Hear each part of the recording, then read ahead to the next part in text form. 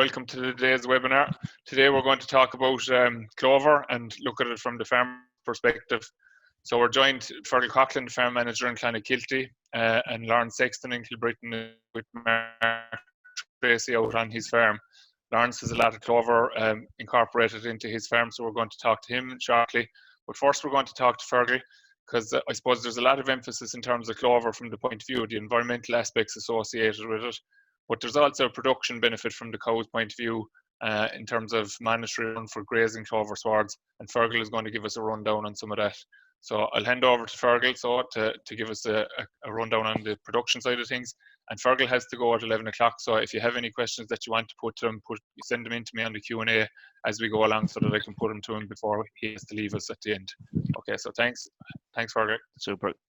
Thanks very much, Stuart. So what I'm going to talk about is just flick on a few slides here. So yeah, as Stuart says, a big push on clover now about the environmental aspect, but I guess here in Clonakilty and in Moore Park we have been doing a lot of research since 2014 just on the benefits of clover in terms of increased grass growth and also in milk production from the cows. So I just want to run through some findings of these studies. So two studies I'm just going to talk about briefly is one in Moore Park, which was conducted in 2013 2016, 3 grazing treatments. There was a grass-only sward getting 250 kilos of nitrogen, and then there was 2 grass plus white clover swards, one getting 250 kilos of nitrogen and another one just getting 150 kilos of nitrogen, so 100 kilos less.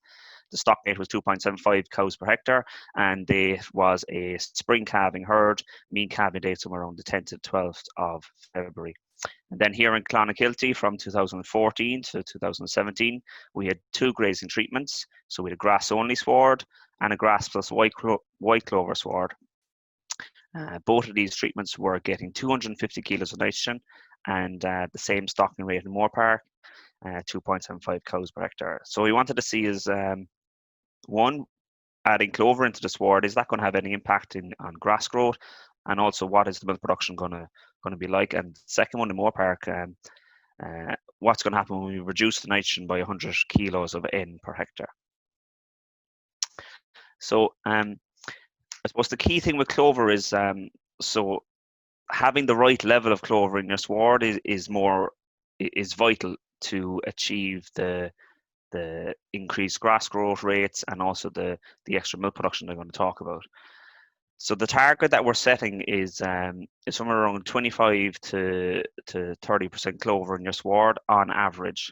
So this is a graph here, so it's just showing the average white clover content throughout the year. So it begins fairly low in spring, between somewhere in 5 and 10%. So that's not really having any impact in terms of grass growth during spring. When we move into the main summer months, so from May, June, July, and even early August, white clover content will increase to somewhere around 25%. And then in the autumn, that's where we're seeing our peak clover content in the sward from August through to October, November, where it can rise up to, on average, over 40% clover in your sward. So the results from Moore Park and in Clon, so I said earlier we need between 25 and 30% clover. The average white clover content in Moore Park was about 26% or 25% clover. It was 23% in the grass clover, 250 kilo of nitrogen, and it was 27% average white clover content on the grass plus clover with 150 kilos of nitrogen. So interesting, the results. So there was an extra 7.5% milk production, or an extra 30 kilos of milk solids produced per cow on both the clover swards compared to the grass-only swards. So and similarly as well, if you look at the herbage production, so there was no difference in herbage production between the grass-only 250 kilos of nitrogen, which grew 13.6, and then if you look at the grass plus clover 150 kilos of nitrogen, that also grew 13.6 ton of dry matter.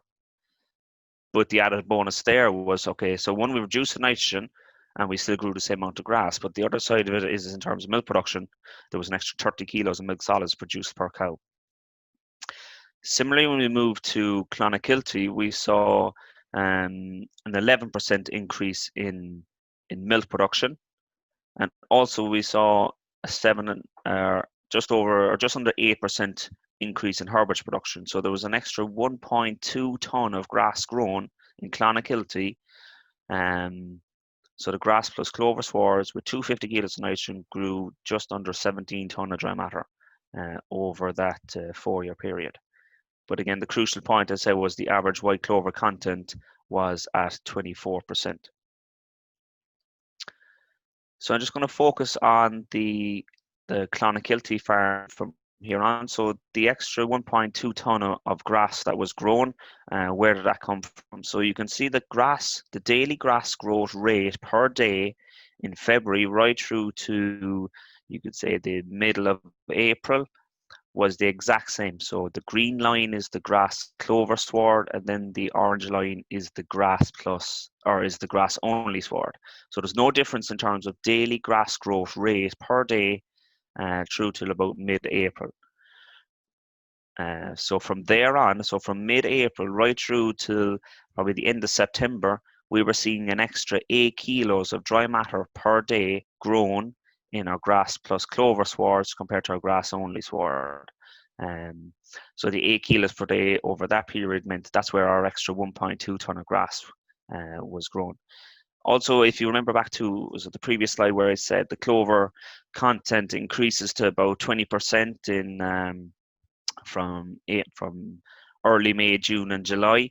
So once the clover reaches this level in the sward, that's where we're seeing, or that's where the clover is having an impact then. So it's fixing the nitrogen from the atmosphere and making more nitrogen available to the grass plant and to the clover itself, which is resulting in more grass growing per hectare. So similarly, if we look at, or actually I should say, so that continues then until the end of September. So you can see for that, for those like nearly 6 months of the year, we're seeing a benefit to the clover in terms of grass growth.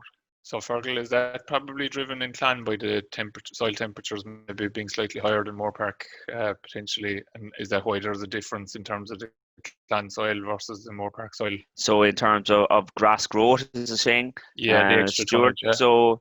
So the Clon farm came from predominantly, there was a lot of tillage here, and there would have been a lot of long-term silage cuts taken off probably the same paddocks every year.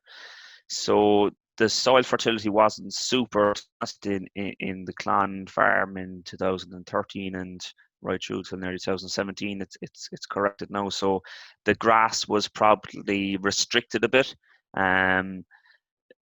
when P and K levels weren't right and soil pH wasn't at optimum level either. So the grass plant wasn't getting it wasn't able to grow to its full potential, and maybe so the soil organic matter was very low as well. Okay, so would you be anticipating now as the trial progresses now in its second iteration that you'll probably get less of a benefit in terms of grass growing one over the other potentially? Exactly, that's exactly it. Yeah. So so the 1.2 ton was over the 4 years, but say in the last 2 years, the increase in grass growth was only about 600 kilos per day or per year, as soil fertility was improved. Okay. So, but again, the other side of it is if we had soil fertility right, and if we reduce the nitrogen, like was shown in the Moorpark study, we're still growing the same amount of grass, even with 100 kilos less of N. Yeah. So just the milk production then. So again, so a spring calving herd here in Clon, mean calving date again somewhere around the 12th of February. So the milk production, so again the green line, which is the top line there, is this is the daily milk production per cow per week of lactation. So the dark green line there is the grass clover herd, and then the grass only herd, the kind of yellowish line. So just the one thing, as well as the both herds are randomized before they go on trial. So the herd have the exact same mean calving date. They have the same lactation, so the same number of first, second, third, fourth calvers in the herd, the same EBI, the same number of Friesians and Jerseys and all that. So the herd is randomized, so each herd on paper is the exact same. So any differences in milk production is coming from their diet, so what they're eating. So again, if we look at about week 8 to 9 there of lactation, that's early April, or you could say the start of the second round. Again, talking previously there, the clover content is rising to somewhere about 15 to 20% in the sward. And similarly with the grass growth, we're now seeing a response as well in terms of milk production. So from there, so as the clover content rises in the sward, the crude protein in the sward increases, and the cows actually eat more grass as well. So they have a higher intake, so they're pushing out more milk. So yeah, look, the grass plus clover swards are that bunch of cows were producing 485 kilos of milk solids, whereas the grass only swards or cows were doing about 440 kilos of milk solids. And this was from a 2.5 average lactation herd, and they were getting 350 kilos of concentrate in the year. So you can see that it rises there week 8 to 9, and it maintains that increase, or the cows maintain that increased level of milk production for the remainder of the lactation. So there's no difference in terms of percentages of fat or protein. The extra milk production is coming from volume. So there's an extra about 600 liters per cow of milk coming from every cow on the grass clover swards compared to the grass only one, and that's what's driving the extra milk production. So just a small bit on economics there. So if we take all those biological data, so like the extra milk production and the extra dry matter production, this is not taking into account now any reduced nitrogen. So if we take this performance from the farm in Clon, and Lawrence Shalou in Moore Park puts it into the Moore Park Dairy Systems model. So what does this mean on a farmer or on the ground? So like there's an extra €305 margin per hectare, or if we put that onto a 40 hectare farm, that's worth over €12,000. If similar gains can be achieved, so the extra milk production and the extra dry matter production. But these gains are certainly achievable by having clover in your sward. And I think we'll hear from Lawrence later that it can sometimes be difficult to get clover into your sward, but once it's there, I guess we have the management tools now, and we have kind of like a 7 or 8 years experience of grazing grass clover swards, and we've learned some techniques of how to keep clover in your sward and how we manage spring grass availability as well. So yeah, so that's the data, or that's the research for the last couple of years. And so like we have other trials ongoing at the moment, but when the experiments aren't finished, it wouldn't be right to discuss, I suppose, trial results when they're still ongoing. You know. Yeah, so you're into your kind of midway through year 2 of the next round of trials, isn't it, Fergal? Yes, exactly that. Yeah. So I suppose I can just say what it is. So it's again. So we've 4 treatments on the farm. We have 2 groups have clover in their sward, and the other 2 groups have no clover in their sward. But there's 150 kilos of nitrogen. Say a grass only sward getting 150 kilos of nitrogen, and a grass plus or a grass only sward getting 250 kilos of nitrogen. And then we have a grass plus clover sward getting 150 kilos of nitrogen, and then a grass plus clover sward getting 250 kilos of nitrogen. So I guess what we wanted to see was if we're restricted with the amount of nitrogen that we can spread in the future, if we don't have clover in our sward, if we're forced to spread, or if we're if we're forced to only allow to have 150 kilos of nitrogen per hectare on a grass-only sward, how much grass are we going to grow? What's our stocking rate going to be? How many cows can we carry? And what impact is that going to have on profit? Whereas if we add clover to our sward, how much can the clover negate to, or you know, how much can the Offset, clover add offset yeah. against the reduced nitrogen? Like so. Like in the figures you presented there, you just said that you weren't even taking account of the saving in the fertilizer. Like so, No, just crudely for the audience that are there, at 95 cent a kilo, €100 of a drop it's €3,800 for your 40 hectare farm that you've given the example of there. So it's not to be sniffed at either. It's 35 euros a cow. So it's significant enough saving. There's two questions here now. There's a third one after popping in there now as well. How do you prevent the clover from taking over in the swart? Yeah. So I guess certainly taking heavy cuts of silage is definitely not helping the clover. In terms of persistency in the soil, and two, in terms of it can become very dominant. Because you say after a heavy cut of silage, the clover or the grass will be slow to recover. So the clover has, so all the sunlight is coming straight down to the clover, and that will spread very quickly along the top of the soil, and it can become pretty dominant. Clover becoming pretty dominant in a continuously grazing system, well, we haven't really seen it here. But again, it can be paddock kind of like specific. I would just encourage as I said, not take heavy cuts of silage. And also, you don't want to be taking heavy cuts of silage from a grass clover sward if it's on your milking platform, because you want the cows to be grazing that grass to produce extra milk solids. So by making fantastic silage when you could be putting down the cow's throat and producing more milk. Okay. And then, sorry, go on. No, go on. Sure. Then there's a question in relation to what's the best way to integrate clover in the grazing platform with a full reseed. So have you done any work on the different methods of reseeding and in a full reseed scenario? On a full reseed scenario, there hasn't been any specific trial, but I guess maybe on personal experience. So we're reseeding some paddocks at the moment, and we're just burning it off and giving it 2 runs of the power harrow and then setting it. And we have lush clover swards.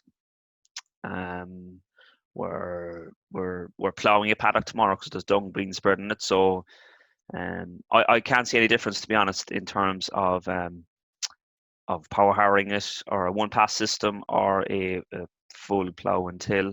Once you have enough soil there, and once you have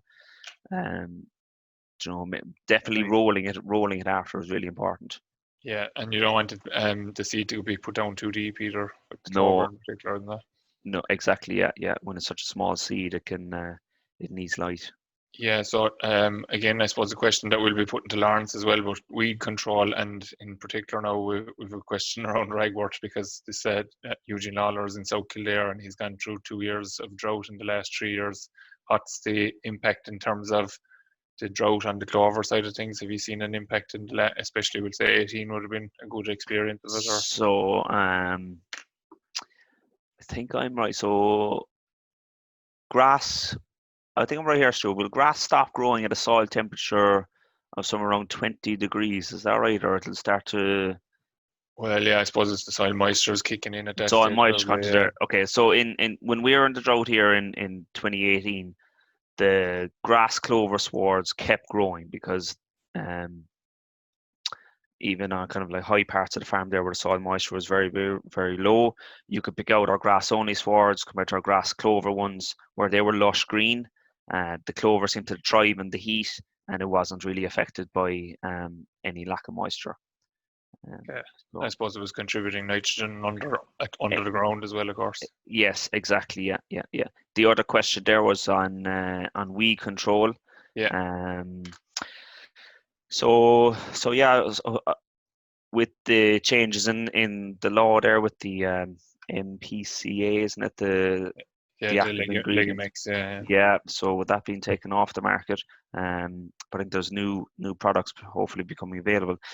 The one time to control weeds, and it's docks, I guess, which are the one concern, is at a full reseed when you are reseeding, or if you plan to go over sowing, sort out any weed issues on that paddock first before you attempt to oversow, because it can be difficult to control docks after if they're not controlled at a seedling stage on a full reseed.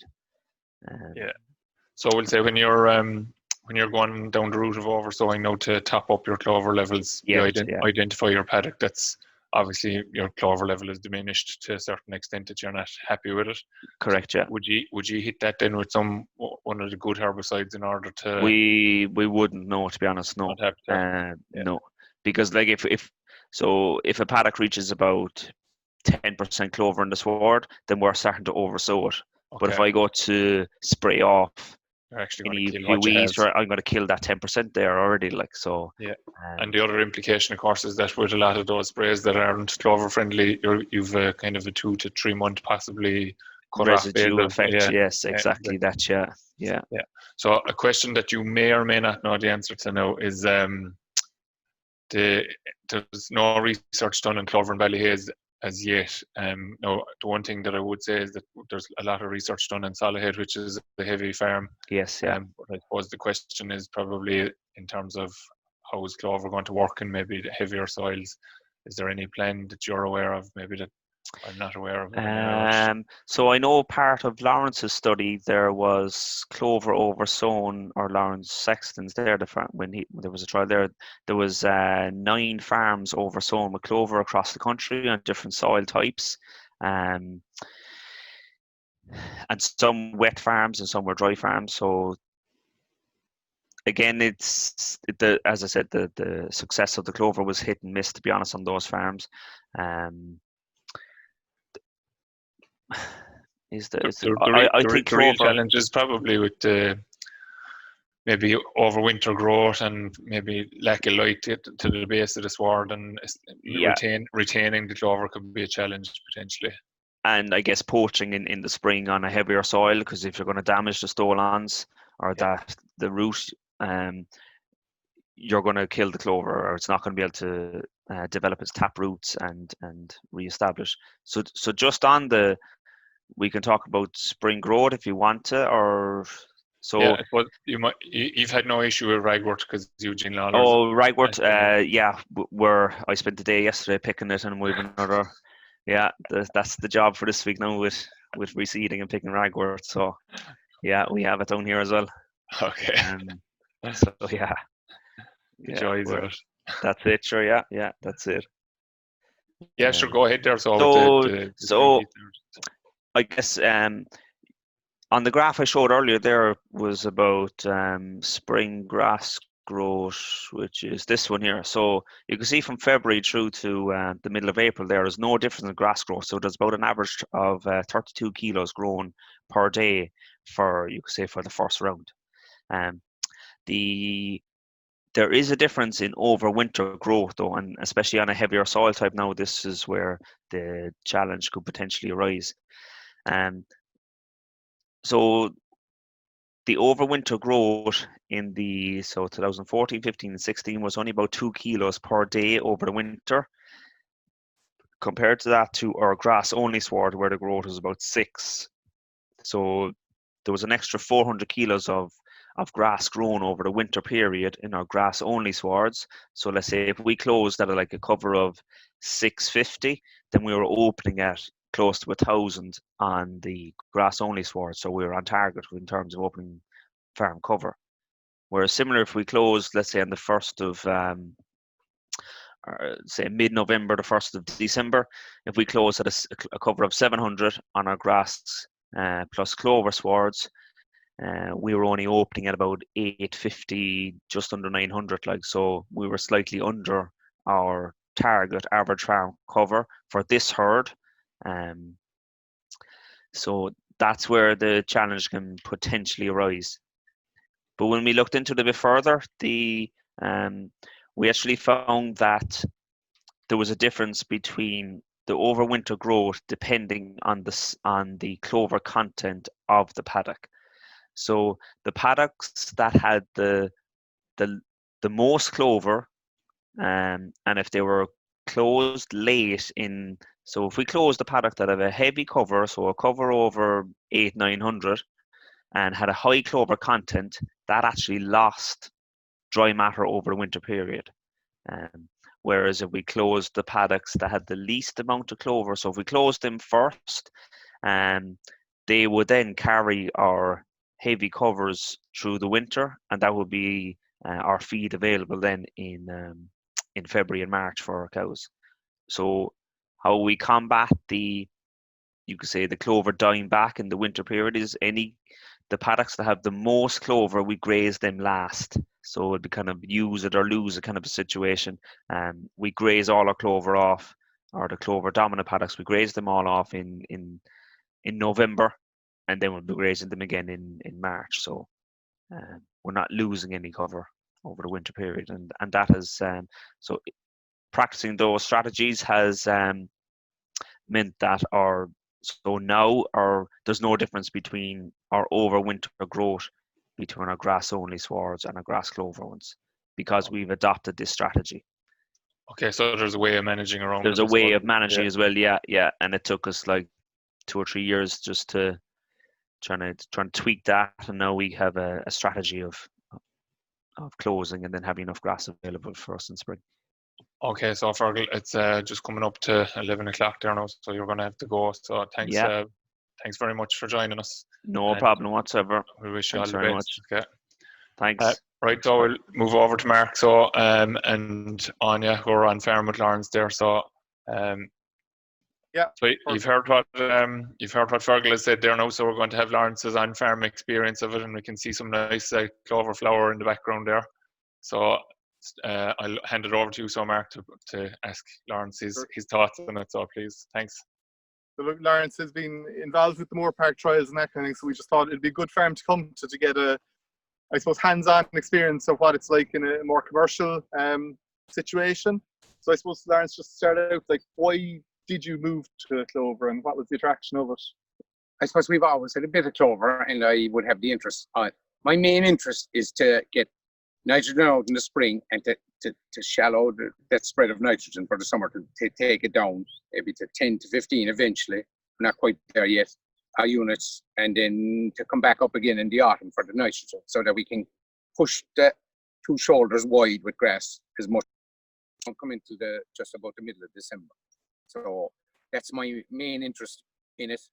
Obviously, from a sustainability, hopefully, that you'll get to become part of the system, and we'll have the extra production as a bonus out of it, which I haven't actually quantified myself. I'm hoping some scientists will turn up in the air someday.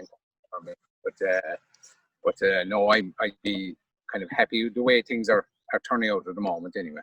And what sort of percentage of the farm is under clover swards at this stage? Yeah, well, there's about 75-80% is under clover. The silage ground obviously excluded below at the end, and that 70 or 80%, there's about 17% as an average across the board in that area. So 17% clover. I suppose this field is roughly 20 to 25% when we're standing it. So, and the methods, I suppose, for seeding, as part of the clover trial in 2018, we overseeded that 70% of the ground, plus we reseed about 10%, maybe 7 to 10, 15% of the farm every year, and that, excluding silage ground, gets clover put in at, I think, a rate of a kilo per acre, and the overseeding then is put in at, I think, 2 kilos per acre. 2 kilos per acre. Yeah. 5 kilos per acre. Yeah, that's exactly it. Yeah, okay. Yeah.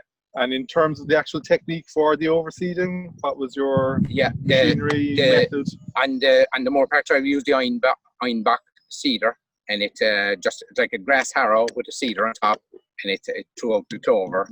And we basically went in just after the cows, but at the time it just worked out that we were able to do the whole farm in almost a week. It's just the way the farm was at the time. Maybe it was slightly dry, and then there was rain coming, so we managed to do a pile of the farm in a short space of time. And now I've discovered that the the spinner I have goes down to a very, very low level, and there's actually a setting for clover on the app of it, which I've done in the past year. So it seems to have, there's definitely clover starting to come in that paddock. And the other way then is when we reseed, the clover seed goes in. Generally, we're setting a monoculture because I'm part of the monoculture trial in Moore Park as well. And generally, we set a monoculture of grass and one clover type of clover seed. This is Aberharold in this field with aspect and monoculture grass. So, I suppose in terms of developing the clover seed once it is on the ground, light is very important to get stolen. What's your strategy from that point of view? You basically, when you set something like that, you graze grass as if it was a weed. So you get, every time you see it, you must take it off the paddock. So you're basically grazing at, anywhere from 600s up to 900s. If you can graze it off, take it off and bear it down completely. Every opportunity you get to get it, to promote it, will be for yourself. And what I do in reseeds is when I'm reseeding, I spread barley just before the reseed. So at a half a rate or a third of a rate of barley. So that's about 4 stones to the acre, I think. And then you come in and you graze that. There may be only 100 to 200 of grass in it underneath the barley is there. So you just take the top off it, and it helps the grass, it helps the clover. So we do that. And then the next time you graze that at about 500 roughly. And then the next time you graze it 700 or 800, and not only does it tick in the grass, but there's an unbelievably even spread of clover throughout the paddock. And that's done regardless of whether we set the ploughed ground or on top of the sod. We do it the same way. We just go throw it with the spinner ahead of the seed, the guy who comes in seeding with a one pass. So that's what we do. Yeah, actually, that is something that you would notice walking across this paddock. Clover is very, very even in it. You were saying some of the silage ground, you're noticing clumps of clover coming into at this stage. What's your theory on that? Yeah, it's very obvious. If you walk into a silage field, which are in the far end of the farm, they around the gap, there's these round areas of clover, just round patches, and you'd say, why is that? And then if you walked in, you'd say there were dung patches. And as you get in further in the field, there's less of them. So but it is actually spreading in the field. So it is a thing, I would say, in silage ground, and clover isn't, if you're especially in the 2-cut system, maybe 3-cut system, it's very difficult to control clover if you're going to keep mowing it. So the only way to control clover, as far as I can see, especially if it starts to get ahead of you, is by grazing it early and often. So you keep on top of it, and what will happen then is you stimulate, I think the grass is better than the clover, and the clover maybe, in order to knock it back, the worst thing you can do for clover, unless you want to make more clover, is a mower. The mower is just brings clover. There's a lot of clover comes on after mowing, even for bales. You'd be amazed how it just seems to bring it on and bring it on and bring it on. If you have already a lot of clover in the paddock, I wouldn't be mowing it. I'd be grazing it maybe at maybe 800-900 each time, just to get. It seems to make the grass come faster than the clover. That's the way I see it anyway. And in terms of weed control, then it's probably one of the big challenges with clover. What is your strategy around that? Yeah, I'm not a mad spraying person, so I do spray off the fields with Roundup and in general, and then I sometimes have used Legamex, but not all the time. And what I basically do then is I graze the paddock. You're grazing the paddock at 200-300 anyway, and there's hardly time to spray it. So the biggest problem is thistles. There's no problem with I've no problem with docks or in grazing ground really. Thistles are a problem, so we generally mow them off it after. The spraying thing, I'm a bit put off by the sprays. If I have a huge problem with thistles after, I will have to spray the thistles off, which will damage the clover, which I'll probably have to go in and overseed, which has happened as well. So, but in general, I'm kind of happy with the way it has worked out the other way. Look, there is some fields, especially ploughed down fields, you don't have that many thistles, but in overseeded fields, the thistles seem to be more of a problem, and then you have to kind of mow them down, or dig them, or whatever. I suppose digging isn't attractive to everyone, but mowing is sort of straightforward enough. So in terms of soil fertility, then, okay, we know that the clover plant is very sensitive to low phosphorus levels, to poor pH. What sort of kind of nutrient status is the farm? Do you have a liming program? I do. I generally we lime every 3 to 4 years and make sure and we might lime for 2 years in a row to make sure everything is right. And then we've put on extra P the last 2 years, We use sulfur, and we use this year now we're all just using all urea. There's no bag of can being spread anywhere. The only place there's anything different being spread is 18612 on the reseeds, which is 2 bags of 18612. That's the only other product that's been used. Okay. And I suppose Stuart and Fergal were touching there on drought. This would be a very, very dry farm. Some was very, very sandy in nature. Have you seen any benefits to the clover from that point of view? Yeah, in general, on pasture based there, in general, in this past year, I've had very, very dry spells, and I managed, and even in the dry year, which I didn't have a lot of clover, but clover seemed to come very strong after 2018. But my very lowest points wouldn't be normally lower. Like I'd normally, other guys would be hitting 20s in a very, very dry spell, and I'd still be at maybe 30s, 40s, So it seems to, when Fergal made that point, I actually thought, in fairness, that's one thing that kind of clicked with me, that I seem to survive those a little bit better, all right, And I suppose the counter argument then to the clover is that in poor conditions, it's more challenging to graze, that kind of thing. Particularly springtime. Have you had issues in trying to manage clover swards in the spring? That's right. Not so much now in recent years, but originally, I find what Fergal's point there about the low production over the winters is true. But I think the first paddock you should go into in the spring is the one that is bare, and you think there's nothing in it, and it has got a lot of clover in it. Go into it and stimulate it, and it seems to just come away. The grass that's remaining in it will come anyway, and the clover will be stimulated. So I think that's how you get over that one. I know it's not going to produce as much as the heavily fertilized perennial ryegrass in the spring, but at the same time, I've noticed that you could wait till the 17th of March and the paddock still seemingly has nothing in it. But if you have stimulated it in early February, I guarantee you there'll be stuff in it by the 17th of March. Like, guaranteed it will grow, it will stimulate the grass, and it will stimulate the clover. So I suppose the other big, fear with farmers looking at clover systems is the dreaded bloat. Has it been an issue on farm? Do you do anything to manage bloat or that kind of thing? Yeah, not really. The only issue of bloat we've ever had is an old paddock that had an incredible amount of large leaf clover in it.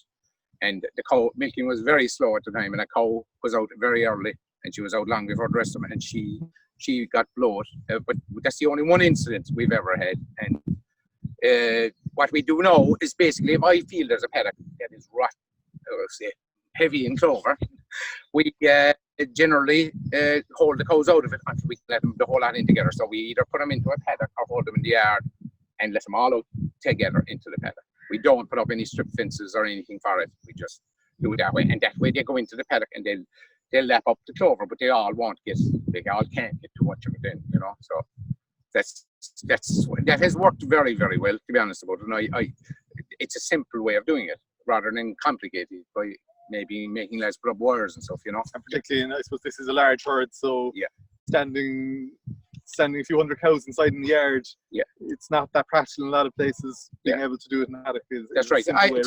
Typically you milk the cows, you let them into maybe yesterday's paddock, and just after your breakfast or just after milking it, let them all into the paddock, and it's very simple, and they're all in together in there, they're all munched.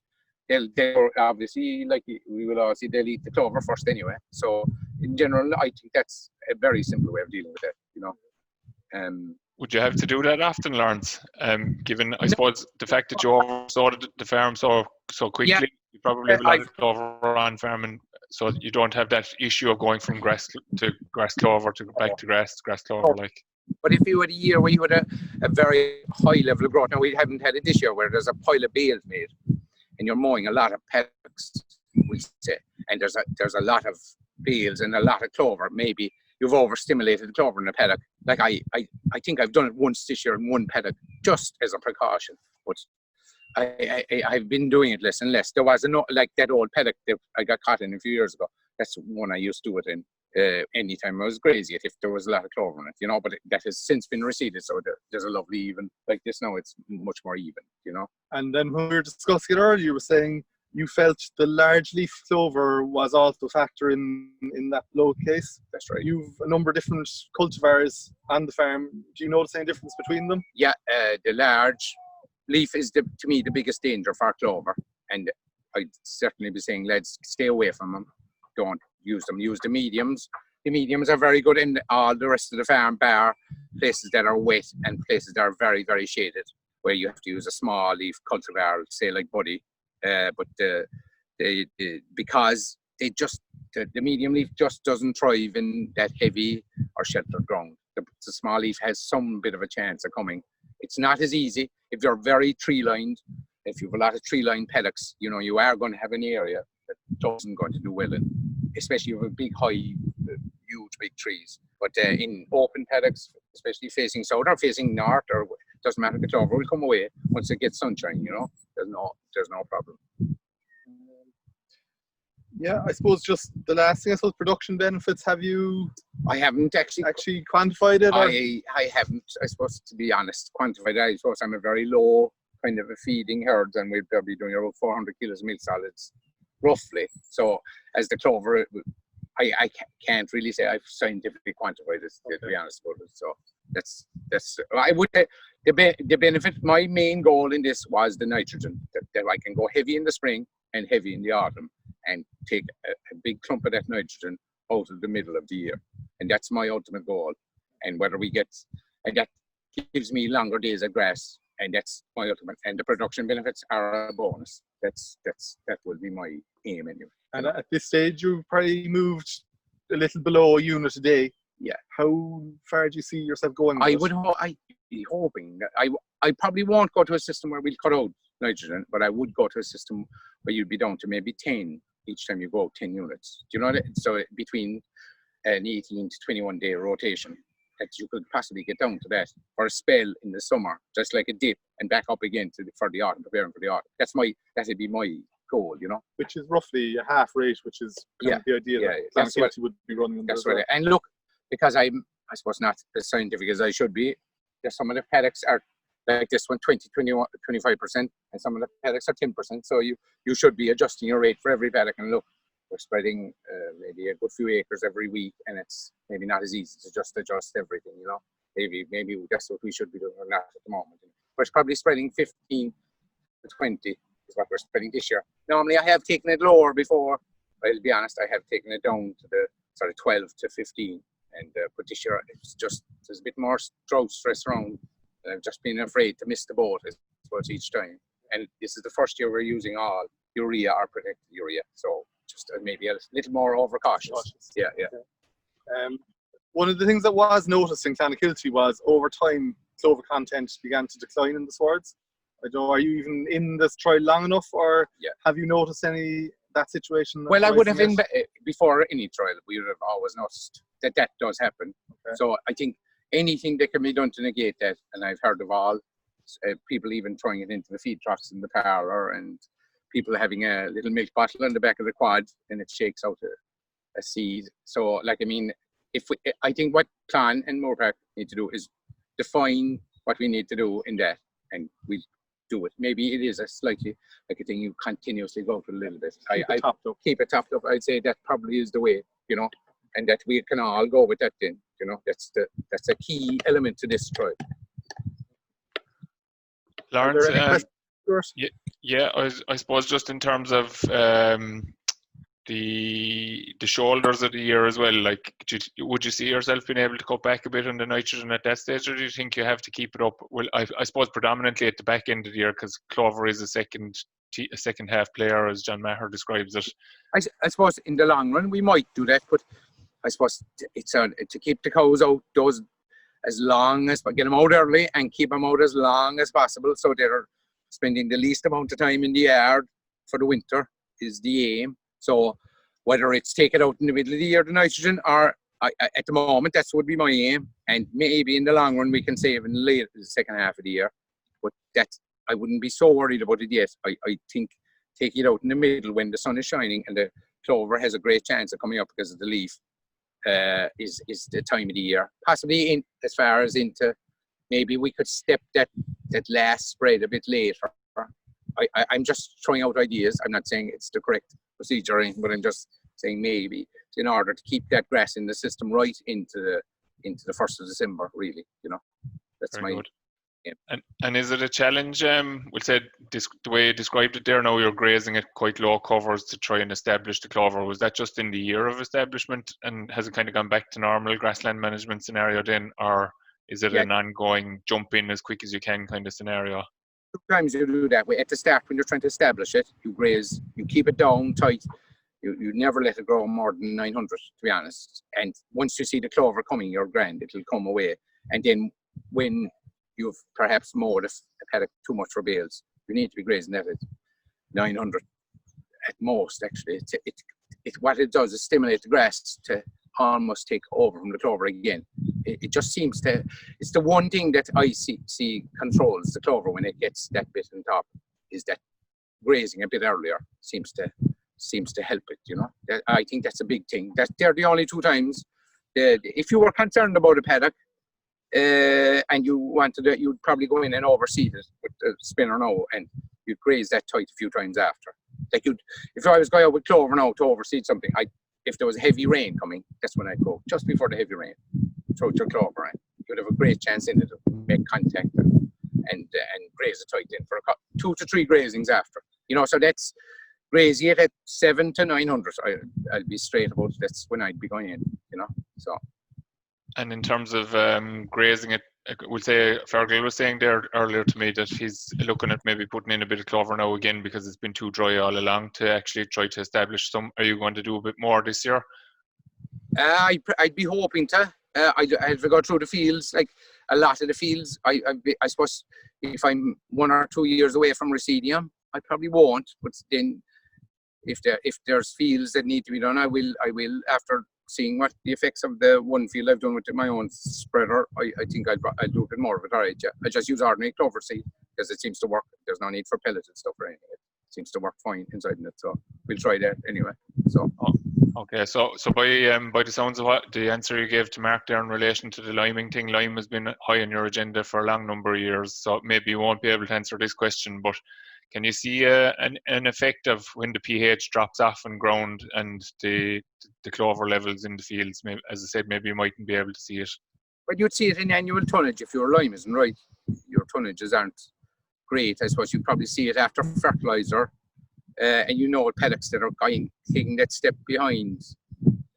I'm not saying to do with lime. I'm just saying it's maybe the take up of fertilizer. You notice that it's just not doing what it should be. You know. So that's, I suppose, a noticeable thing, all right, that if you let it go that bit too long, which perhaps now we're in that situation because we've been quite busy the last 2 winters, but and I don't like putting lime out anytime, only maybe in December, January. That's my November, December, January is my time for lime. That's when I like to put it out, because I think I'm out so early in the spring, I just don't want it to be affecting anything, like whatever it could affect. So that's my time. So hopefully no. That's great. That's grand on the dry soil in Kilbrittain, but there are some people who have no choice but to go on the summer. Oh, I understand. Oh, I know that myself. But there's always usually, not this past winter, but there's always usually a couple of weeks that'll come that you'll get it out, and it'll affect nothing, and you can still put out your urea, which I'm a great believer in urea in the spring. So I've used it for a long time. Yeah, you said there about the protected urea as well now, so that the lime and the interaction with protected urea is similar to Ken, so you won't have to worry about that now the coming spring if you're going to go with protected urea in the springtime. I'm just, I suppose, asking the question and maybe making the point to people that they needn't be as concerned as we would have been in the past with the interactions as well. So I didn't actually know that, so I'm delighted to know that now, so I can I might do that actually. That will give us a bigger window anyway to spread. Yeah, very good. So look, I don't seem to have any questions. You're after giving a very comprehensive rundown on the situation. You're very fond of clover anyway, Lawrence, without a doubt. You're a big advocate for it. And like looking at that field between in the grass there between yourself and Mark, you can see that I think the weed issue isn't a problem for you because you obviously have a very dense sward from the grazing management that you're employing. So I suppose, again, it's something that I would have probably noticed from work that Deirdre Hennessy and Mike Egan have spoken to us about, and indeed Brian and Fergal as well, that the establishment of clover is really down to more grazing management nearly than anything else, and you've probably giving us a good rundown on that there as well today. So, so just and before we finish up, I suppose you say about the even cutting of the bales. What kind of crops of grass are you cutting off there that you're saying that you're getting this surge of clover following?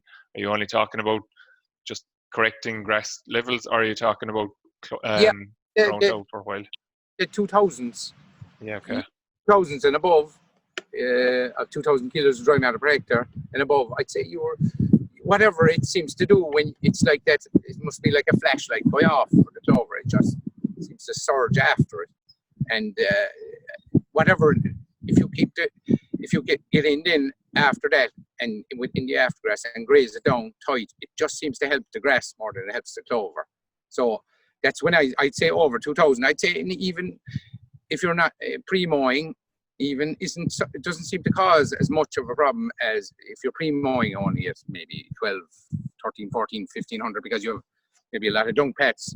But if you're at the 2,000 level across the field and you cut it and there's clover in it already and you cut it, geez, it seems to just, whatever it does, it surges. And if you don't get into graze it soon enough, it surges even more. So I think it's getting back into that aftergrass when it's really, you say to yourself, maybe it's not after growing up, but it's the time to go in and stimulate the grass to grow. Whatever grazing does, it seems to stimulate the grass to come and beat the clover up. You know, that's what I would say about it. You know. Okay, and in that kind of a case where you maybe haven't achieved the objective that you wanted to achieve in terms of getting back quick enough from time to time, does the clover does it survive for the rest of the season at the high level, or does it persist for longer again, even in the sward? No, again, you have limited time frame to give your experience of it, maybe, but you're not going to get back that time. You're in the cutting for bales again, so you're going to have more. Right. You need to get back. I tell you now, you definitely need to get back. I definitely would insist that you get back into the field. You know, and it's very hard in some farms not to cut a paddock a couple of times for bales if you have clover. But if you get into the clover system, you really shouldn't be doing it. You know, you need to stop. You need to move around your paddocks, and you'll be all right. You know. Do you find you're cutting less bales, maybe, Lawrence, off the platform since you've gone in the clover direction because you're probably going a bit quicker? I like pushing all my silage into the two cuts. So if I can at all, I'm not a mad fan of bales. I don't mind bales, but I try to cut as little as possible of them. But we still will have bales, but I'm trying to push as much as I can each time into the first cut and the second cut, and we'll have bales as well. But we'll be trying to minimise it insofar as we can. You know, there's an extra bit of work. There's an extra bit of work feeding them out, and there's an extra bit of waste plastic around. And I prefer not to make bales, but I always have to. You know, I push as much as I can into the two big cuts. So. Okay, so that's great. Thanks a million, Lawrence. I suppose, Mark, to summarise, I suppose we would want to emphasise to people the importance of the pH to establish clover on farms, wouldn't we? Yeah, and I suppose while Lawrence is saying he's probably been a little lax with the lime in the last couple of years, I'd say there's very few paddocks on this farm are below pH of a 6. So like the farm is well topped up. The P's and K's are going on as required. So they're probably the two critical things for the clover to firstly establish, but more importantly to keep going in the system. And like I think when you look at the farm, it's so even. Like you can see that things are being done right with that regard. Okay, and in terms of establishing clover, I suppose it's important to people, if they're thinking of going down the route that Lawrence has gone, that they go about their soil fertility first and foremost. And our figures would suggest that in a lot of cases there's a lot of room for improvement of fertility on farm before we consider our clover.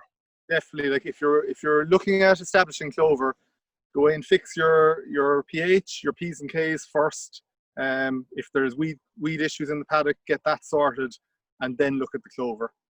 Because really, you get one chance to do clover right, and after that you're the whole time fighting, trying to keep it established or top it up or that kind of thing. So get all the basics right first, and then introduce the clover. I would say too, sorry to interrupt, that you know the paddocks that are closest to your yard that you graze most often are the easiest to possibly start in. and then you see you learn more each time, and then you are always inclined to go graze them at the right time because they're close to the yard, and Sunday mornings come every Sunday, so very handy to have those paddocks and try in those first, and they're also possibly the most fertile, possibly the most balanced at a lot of the time, and the clover seems to work very well in those paddocks and very easy to establish. You will notice out with clients, and you'll get comments right that they just can't get the clover to grow. They tend to be fellas that will be grazing 16, 17, 1800s quite often. And I think probably one of the big things that comes out of listening to Lawrence there is you need to be quite flexible in your grazing. You have to be moving to where needs to be grazed next, and that mightn't necessarily be the heaviest paddock. But this idea of just going around paddock 1, 2, 3, 4 won't work in this system. You have to be flexible. You have to be watching the whole farm, not just the first couple of paddocks ahead of the cows to make it work. Okay, so lads, I think we'll leave it there. Thanks a million, Lawrence. Thanks to Anya, who's behind the camera there. Thanks to Mark for heading out to you, and thanks to Fergal, who's obviously left us there as well, for giving us a good farm-specific kind of view on the role of clover. It's obviously, as we said, we talked a lot about it in terms of its role from an environmental perspective, but it also has production benefits that Fergal outlined there, quite significant financial gains to be achieved with it. So with that, we'll wrap it up. This will be available for a podcast, so we'll be able to hear Lawrence waxing lyrical there about clover on the podcast with Emma Louise next week. Remind you of Emma Louise's podcast as well, obviously, which will be out next Monday. And wish you well for the week, and look forward to talking to you next week when we'll be talking about closing covers, which is surprisingly after coming around that quick already. So thanks a million, Mark. Thanks, Lawrence. And thanks, Anya.